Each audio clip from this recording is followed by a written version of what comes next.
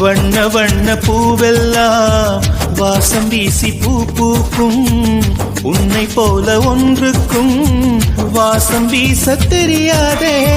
கோடி கோடி வார்த்தைகள் கோர்த்து கொண்டு வந்தாலும் நீ சிணுங்கும் ஓசை போல் அர்த்தம் எதிலும் கிடையாதே.